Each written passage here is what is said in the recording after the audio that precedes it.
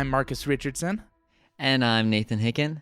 This is Aurelius Whitlock's Murder Museum, and we just finished recording the VHS exhibit. VHS Exhibit. Congratulations. You did great, Nathan. Oh my gosh, I loved that. That was wild. I loved the world. That was so fun, so unique as well. I think we've talked about this before, but I think it's really cool to have murder mysteries in different settings because then the evidence and the clues and what you need to learn are not just how it happened, but how the rules of this world work. So that's something I was excited to do robots with, is because you can have, specific rules that they function by. And I loved having the rules of the world, and then with robots, there's some really interesting moral questions too that got brought up, like the automaton rights plot line, the plot that was super important. You mentioned in the show, who do I show this tape to? Who do I reveal what I know? And how does that affect my interactions with people? That's super interesting as well. And who's in the right? Wow. Did Heinlein deserve to die? I think it's occasionally fun, or not fun, but it's occasionally cool to have murder mysteries where it's, not exactly black and white of what's happening or what should happen next. So that was another part of that inspiration.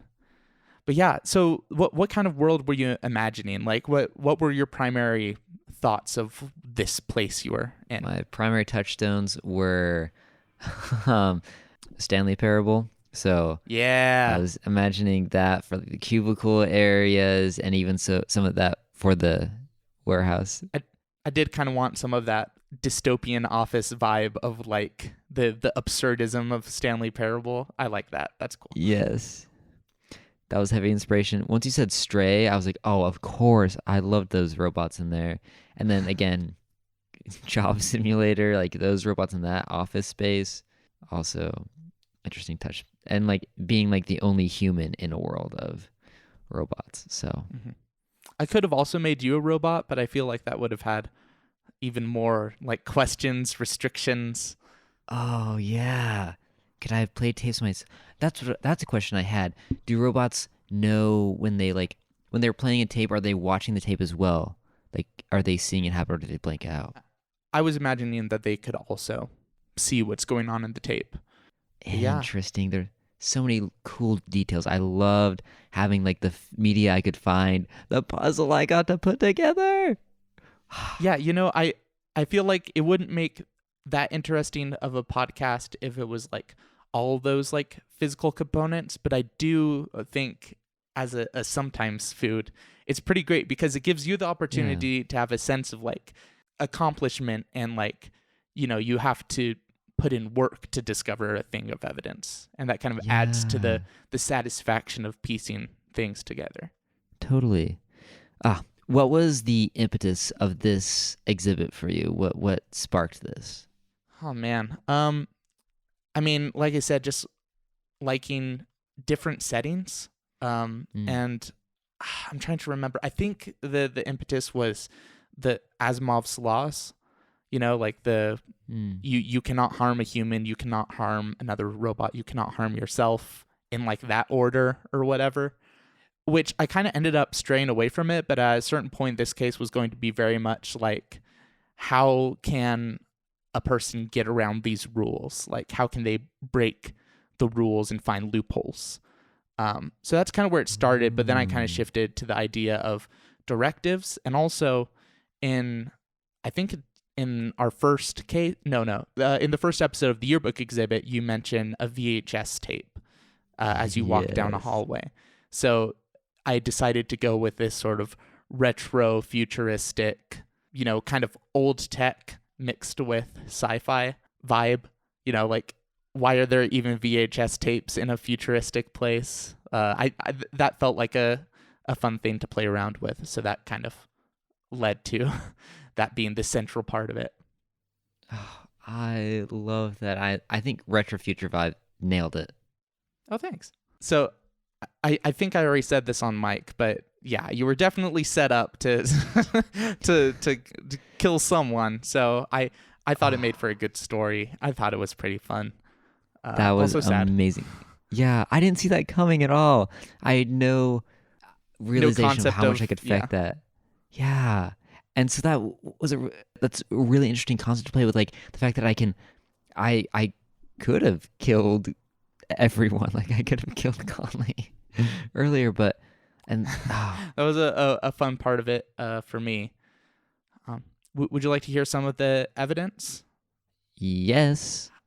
I think you got most of it in kind of a different order to an extent where I think some of the informational tapes were a little superfluous, like not a ton of new information Mm. came in those.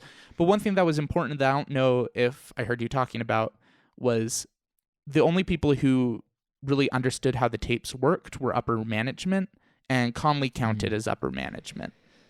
Like he was on the Oh, local level, he was the floor manager, and it was within his purview to know how the tapes worked.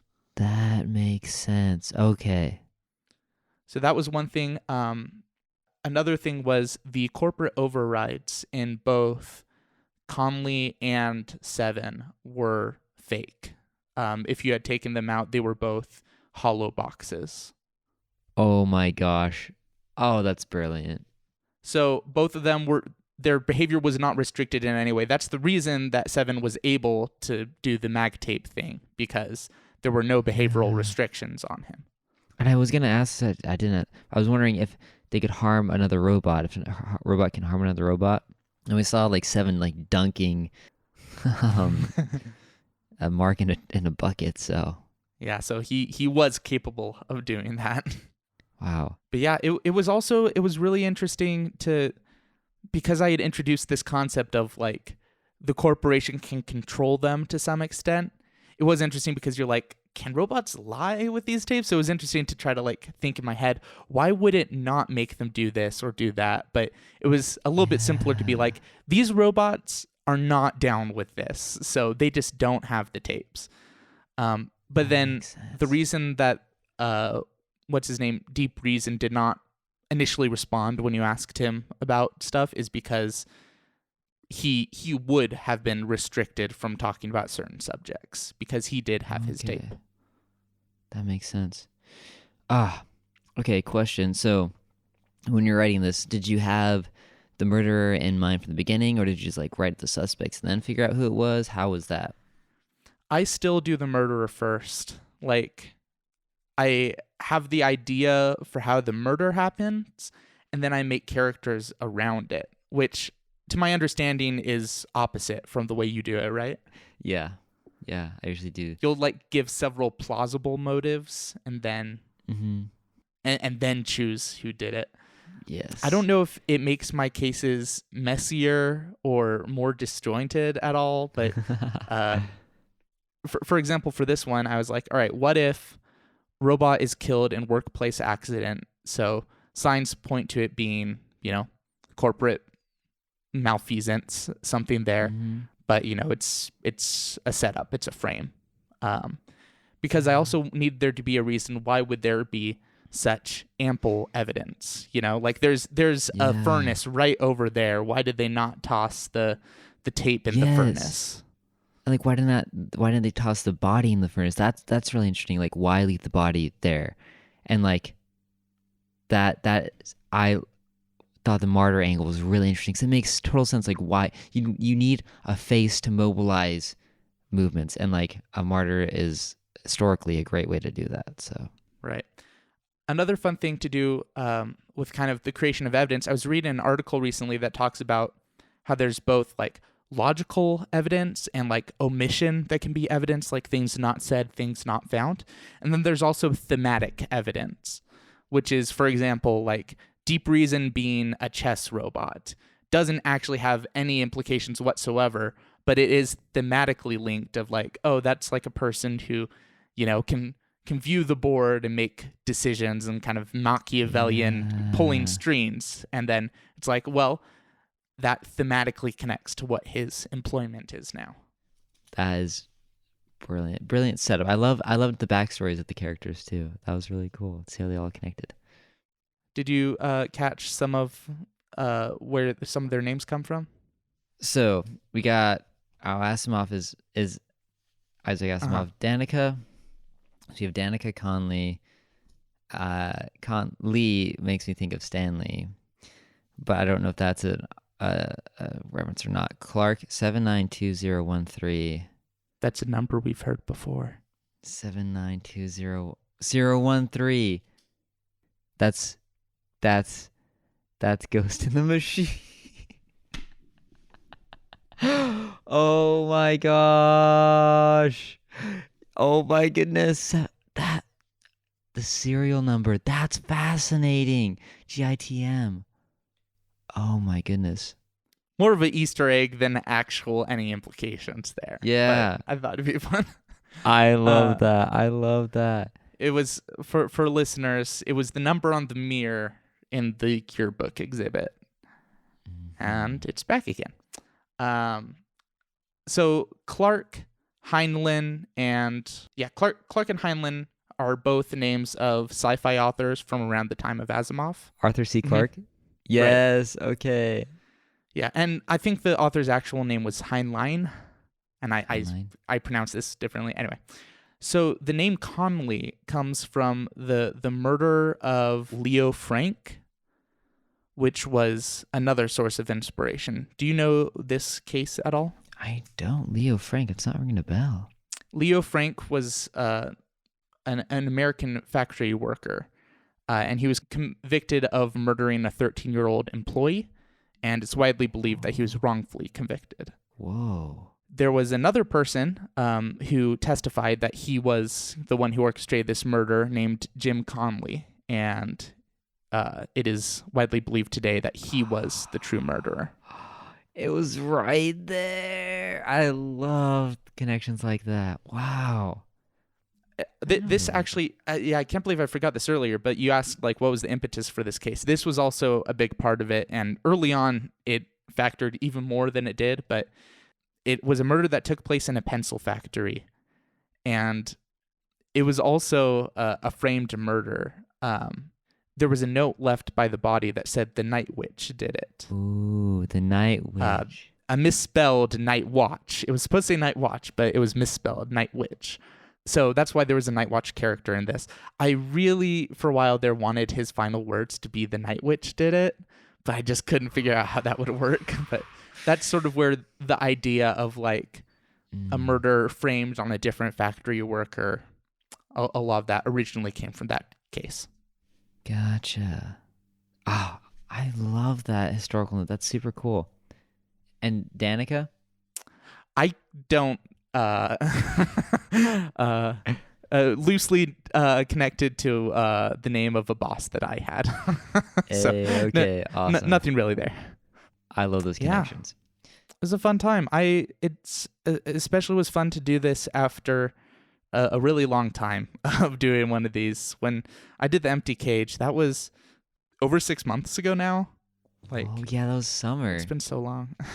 So Yeah. I don't know if I necessarily did this like better or anything like that, but it was just nice to kind of warm up to it and do it again. So Yeah, and I loved being the detective. That's so fun. I do kind of enjoy being the curator just because like it's pretty difficult, but it's like a fun challenge to be like, all right, I improvised a line and he picked up on it as evidence and that was not my intention, but I'm definitely going to roll with it. So you really have to balance both like the evidence is a fact mixed with the stuff that I'm flexible into incorporating into the narrative. Was there anything specific that you can think of, like that you're like, oh no, he's zeroed in on this. Let's try to move away from that. I think I usually actually spoke up when you did. Like you said, oh, he was probably high like when I saw him, and I was like, what makes you say that? What was it? You know, because I want to check like, how did I explain that? So occasionally I did try to sort of direct you, but it was also fun to hear like your false conclusions, because I was like, all right, he'll figure out that that's not quite right. Like when you were like, oh, maybe Conley is 7. And I was like, okay, that's not true. So he'll figure that out eventually.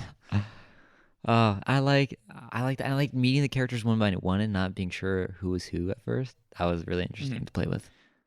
Yeah, another fun thing is like this is technically non-linear, but there is a fun kind of like corralling of sorts by having the break room be downstairs and you walk through the room where the body is.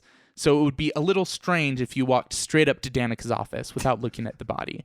So there is some ways to like keep certain information for later reveals, but there was also some information where I was like, this was going to be like important later information, but you get it now. So it was pretty different than my playtest of this. The only thing that was the same was you both killed Mark. We both that's what killed matters. Mark? Oh. Yeah, they did too. I wanted to do a robot funeral for Mark, but I don't. Oh, man. Okay. Also, one more question. Sorry. What would have happened if I had left the factory and gone out and to see the protesters? You would find very angry automata with rocks, throwing them through the window of Danica's office. And besides that, it would just be a matter of, well, what do you do? Like, do you seem like a villain to them, or are you on their side? Yeah. Interesting. Yeah. I also think it's just fun to have like something is, and I sort of got this from you, but I kind of like the concept of something is changing here. You know, like there's some sort of progression. Like characters are learning stuff and are mad now. You know, like something's gonna happen eventually. I like the which momentum. was as simple. Yeah, momentum, exactly. In the Empty Cage exhibit, it was as simple as the bell's about to ring. But in this one, it's a little more intense. Oh, I love that. That was a lot of fun, Nathan. Thank you so much for taking time out of your London evening over there. Oh, yeah. And thank you for taking time out of your evenings and days to write it and host it. Yeah. I hope it was... hope it turned out okay. I'll be interested to listen back to it and, you know, be like, I'm also, go ahead. I was just kidding. We were great. Fantastic. We were great. We were so good. I'm not sold yet. I'll probably cut this out. I might do robot voices for all of them, like edit them to sound like robots. Ooh, that would be kind of cool. It'd be so cool. It would take some time, but I love that idea enough that I might do it. Yeah. Oh my gosh. I love that idea. Well, Mr. Detective, what a pleasure. As always, curator. And until next time. Ooh, wait. Hey. Do you know what we're doing next? Ooh. I have a tentative idea that is not finished as of this moment, but do I get a little teaser? Yeah. We have a little teaser. There's a new exhibit coming to the museum, something called the Moonshine Exhibit. The Moonshine Exhibit. I thought you were going to full stop at moon, and I was like, space? And then moonshine. I was like, 20s? Both are good options. Maybe both. That'd be... We shall see. Oh, man. Well, if it is the 20s, I'm hoping there's a lot of, like, really time-bound dialectical jargon and such. So... Oh. Expectations through the roof. Wherever we are, it'll be all in. Awesome. That's what I like to hear. All right. Till next time. See you, Nathan. Until then.